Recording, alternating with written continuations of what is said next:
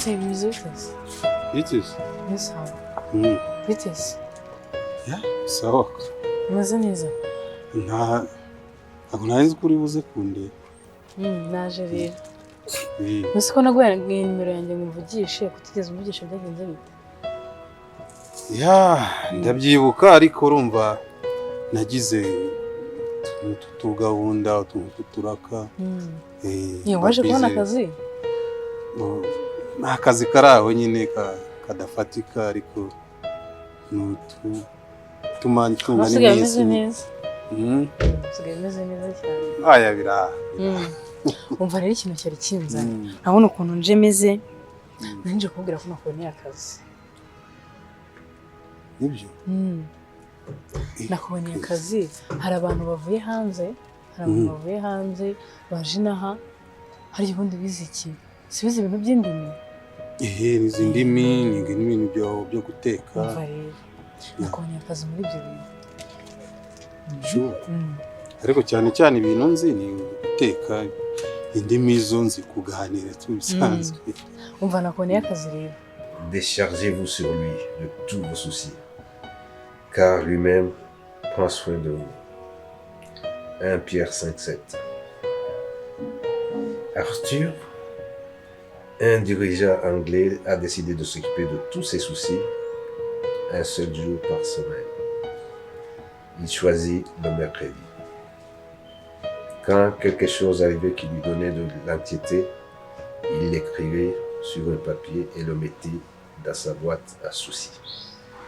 Puis il l'oubliait jusqu'au mercredi suivant. Ce qui est intéressant, c'est que quand il ouvrait sa boîte à soucis, il constatait que la plupart des choses qui le troublaient les 6 jours précédents avaient été déjà résolues le mercredi suivant. En fait, il aurait été inutile de s'inquiéter pour ces choses. Les inquiétudes d'une personne se répartissent généralement ainsi. 40% par rapport à des choses qui nous occupent.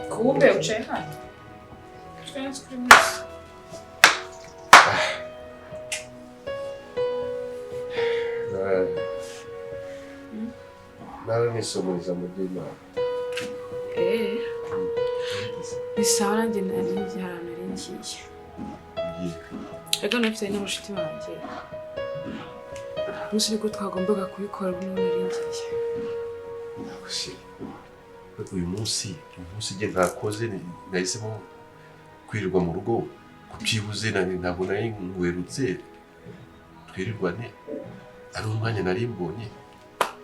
Hako ndagaruka. Ndagiye ndagaruka.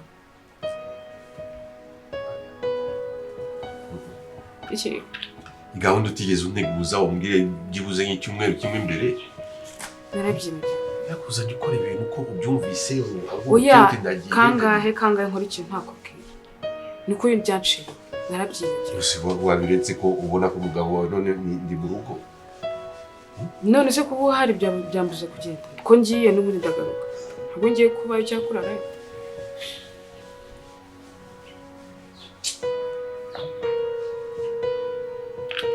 Imyoza. Mais avec raison. Urahaguruka ngo ndagiye ngewe nafashe umwanya wanjye uyu munsi ndaruhuka nirwane n'umugore umwe.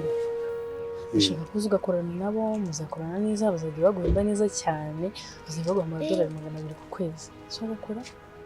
Are you sure nizere ko utaje kunyinisha? Oya numva se nagukinisha.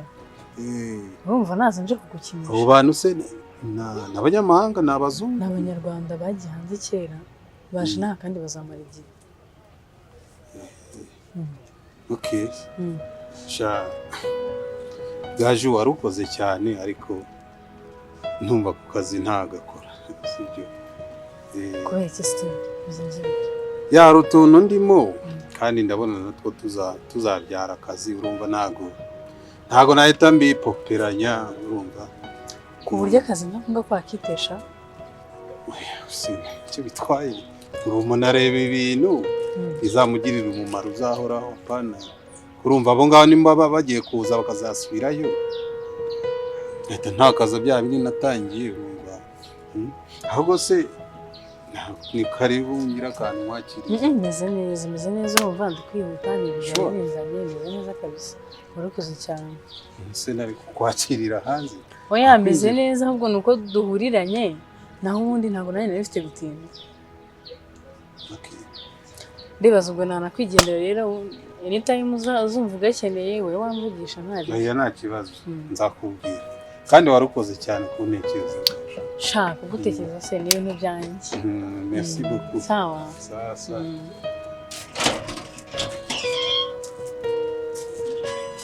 Tuganire. Ndafite na gahunda avuga ni nimugoroba tugafata inzira tujye gusenga. None se kuba uri hano utagiye ukazi uvuze ko nyine ntagira gahunda zanjye mugenda. Gahunda zawe ubaza gushyira umugabo imbere. Abashuti bawe nibo ugiye kundutisha. Turirwana turabana mu nzima. Hanyuma na gahunda mfitanye n'abashuti yanjye nyireke ngo nuko utakoze buri mu rugo se. Hanyuma se bigenda bite? Gusenga uje gusenga ntabwo nakubujije. Ahubwo nanyu usengere mu cyo. Kuko ngiye nta mwanya mfite kujya gusengera neza. Gusengera byo utagusengera. Ndagusengera kandi izo gahunda zawe uzazivamo. Kuri abavi yanjye. Ese kubana nabivuze ko nta abashuti banje tutagomba guhura. Abaye abashuti. Ariko se. None twahuye n'abashuti ngira? Igihe nagushatse akindi menya ibyanjye nawe menya abana turitegura uburyo bw'uwacu azaza. Hari byinshi hari gahunda nyinshi dufite nayo mpamvu ugiye fata umwanya ngo uyu munsi sinya ku kazi nduhuke tugire icyo dupanga nawe aho kugira tuganire ufashize mu ndagiye. None se njye ntabwo ngira gahunda zanjye.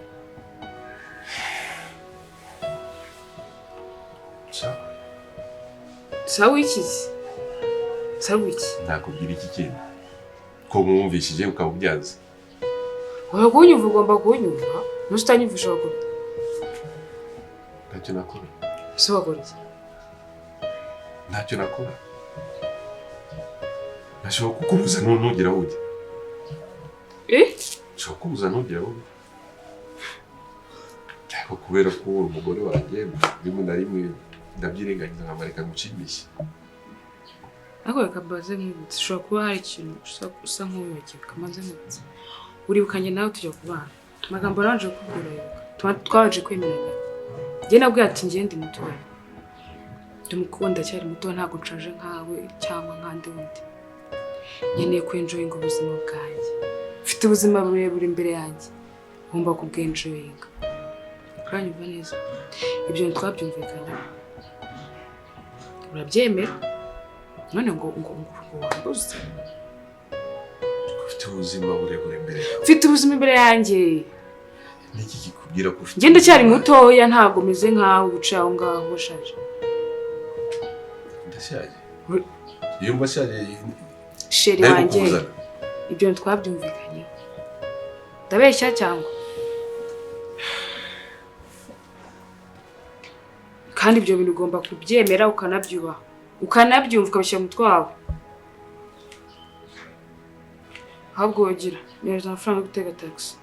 Ndabona ntakubwira ngo nande close gira vuba kandi. Ariko nimero yanjye ifite. Gira yoherezeho. Dusubire.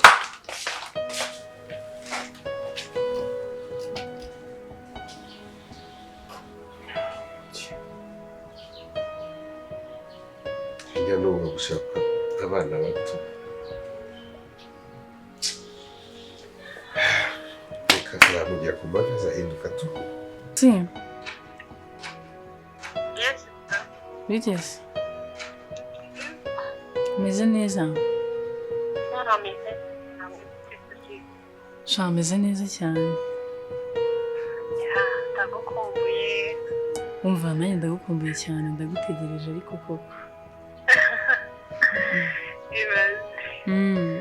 Andi ukagereze rero abantu bari kugeze ko bimaze kuba nkuru cyane nuko usanga mukabyara. Akabebe se bite? Karakirwa kanera imigeri mu nda. Umva shanda gategereje cyane. Kazaba gasa nkaho. Umva tuzaba dusa koko. Umva byatari muri famiye bwizana ewani shagirizo nyine ndagukumbuye cyane ahubwo tukiraho wa wa muntu w'umukobwa wambwiye sha umva ndacyari kumushaka nyine nuko bigoranye tu ariko arazi kuboneka tu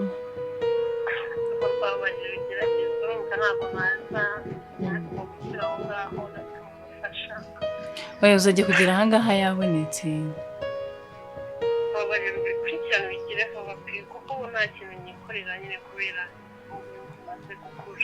yego sha birumvikana uzajya kuza yabonetse nushaka wenda n'amafaranga uzongereho ariko aba ari umuntu w'ubwenge ukuze ubasha gukora akazi kose umva ahubwo si hariho nari nabonye nyine arabyanga gusa hari undi nabonye numva we ari kubyemera nyine kandi nabonye ari umuntu ukiri mutoya ushobora kuba azi no gukora tu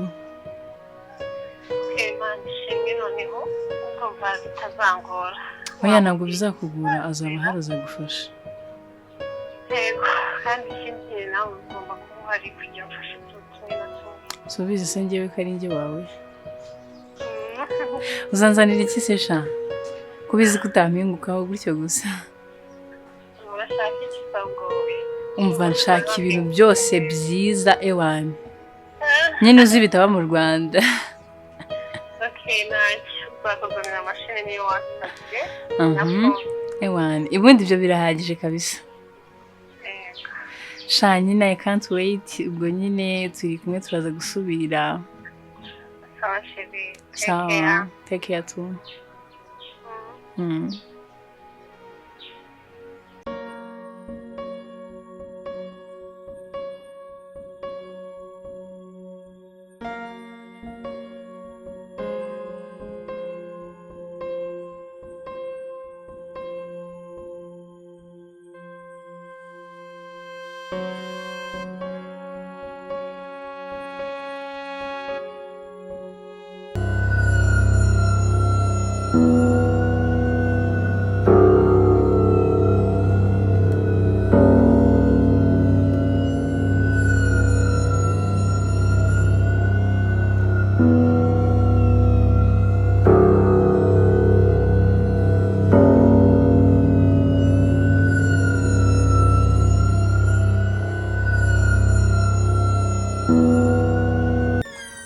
Yes, my brother.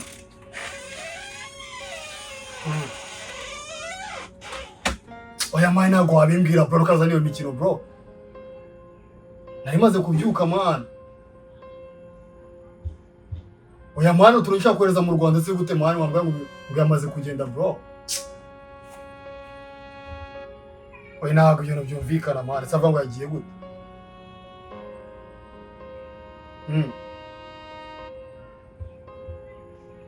Mana tunashanye muheza byanire mu Rwanda no kera ngo yagiye man.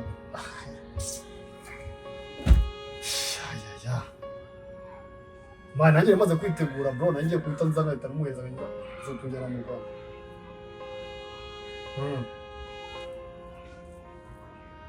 Ya man arayo mu mayogari yango maguye man.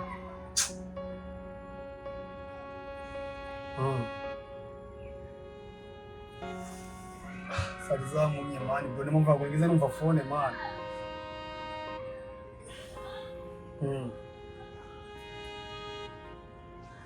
Reka niyo gutubigenza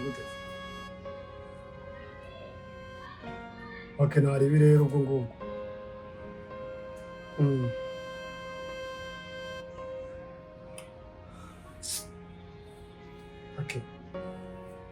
soko turaza gusubira nawe nasinanje ubwo nyine ndabishyira kuri posta nari ngaza guhamagara nyine bamubibi wanjye mu Rwanda mubwire yuko nyine bagiye babisize kugeza kumugana nawe baza kubyumva.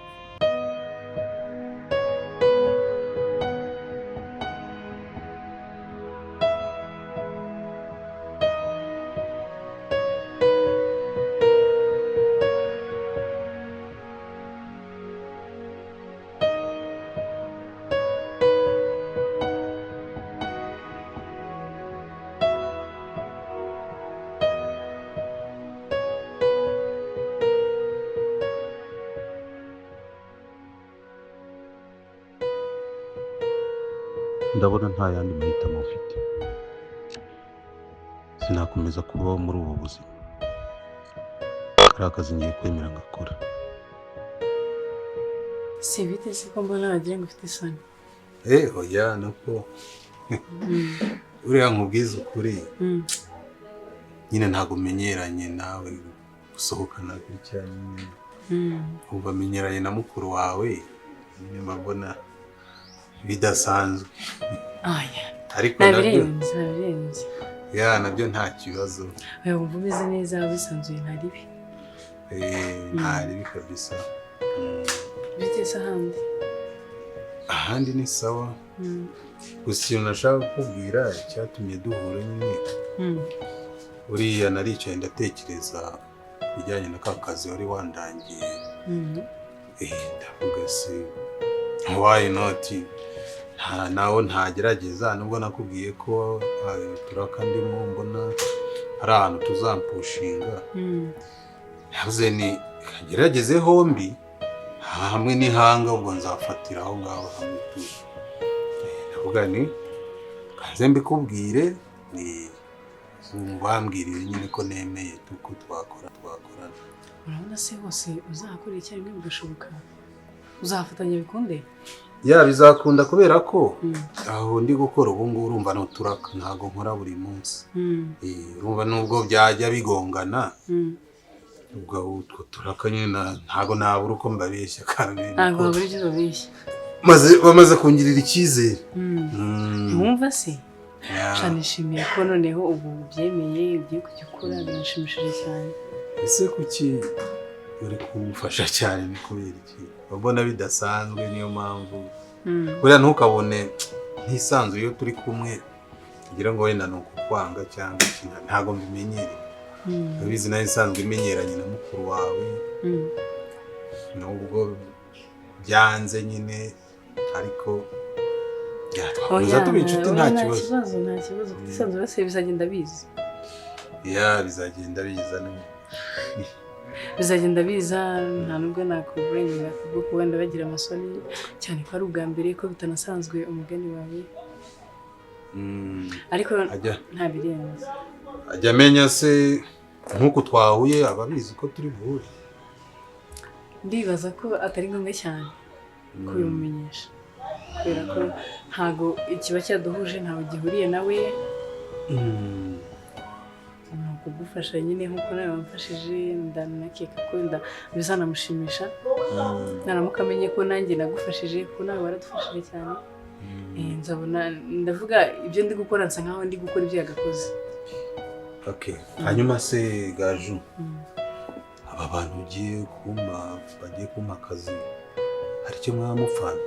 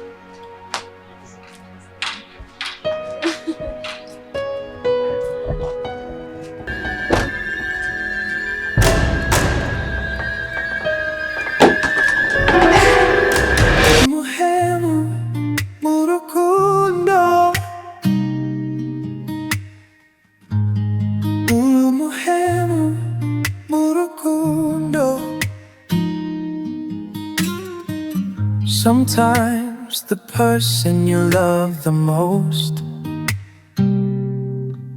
is the one who causes you the deepest pain.